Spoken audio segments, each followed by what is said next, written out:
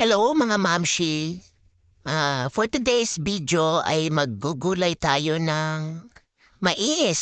Gulay na mais. Dito kasi sa Batangas, ang mais ginugulay. Ito puputol ako ng sitaw. Kasi isa iyan sa halo. Sitaw, papaya, tsaka daw ng malunggay, okra. Ayun, ang halo ng ating gulay na mais. Yung mga anak ko niloloko ako.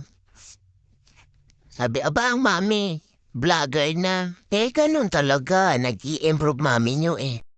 Ngayon ay magtatalop tayo ng papaya. Yan. Habang magtatalop ng papaya, ay nandyan ang daddy sa tabi ko.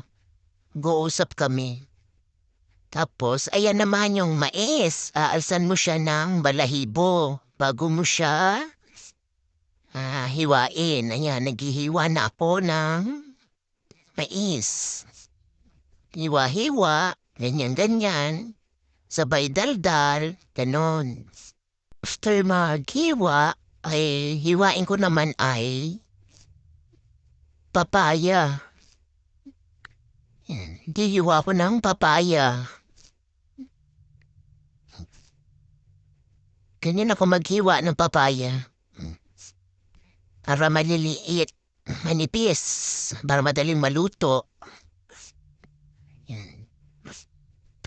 After namang maghiwa ng papaya, sunod ko naman ay maghihimay ako ng malunggay. Yan. Habang naghihimay ako ng malunggay, ay nagdadaldalan kami ng daddy. Nagkukwentuhan about sa kanyang trabaho. Ayun. Tapos,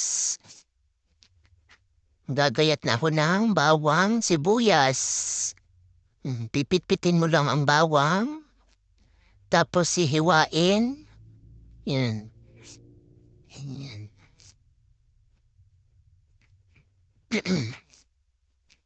Ang init. Napakaingay dito sa kapitbahay namin. May video okay kasi may birthday si Konsihal. Birthday niya ngayon. Kung kailan pa naman ako nag-i-edit, sumabay naman ang ingay. As of now, magigisa na tayo ng, mais, papaya, sitaw, ay, malunggay pala. Sorry, dapat may kalabasa to kaso wala akong kalabasa. Okay din ang, magigisa na ako ng bawang sibuyas. Ayan, magigisa ako ng bawang sibuyas. Tapos yung mais.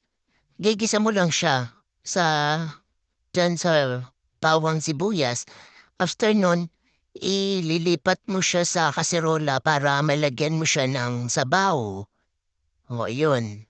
Pasensya na kayo kasi first time kong mag-vlog. Nahihiya nga ako humarap sa camera.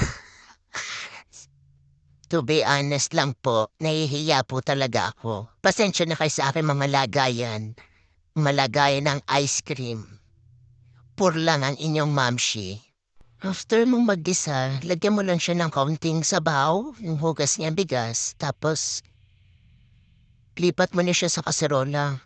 Para masabawan mo na siya, ilagay mo na lahat ng hugas bigas. After kumulo nun, ilalagay mo naman ang papaya. Ayan. Tapos inaayos ko lang yung malalaking tangkay ng malunggay. Inaalis ko lang yan. Ayan. Pinipili ko yung malalaki ang tangkay. Inaalis ko. After nun, ihalo mo na ang sitaw, ang okra.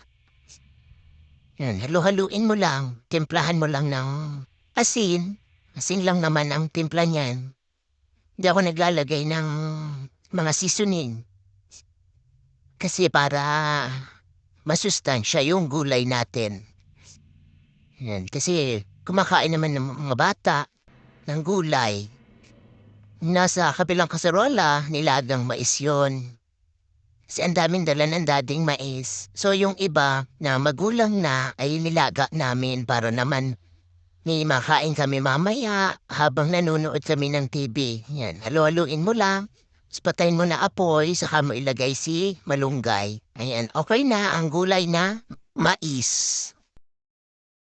Comment nyo nga, Mamshi, kung ang mais sa inyo ay ginugulay din.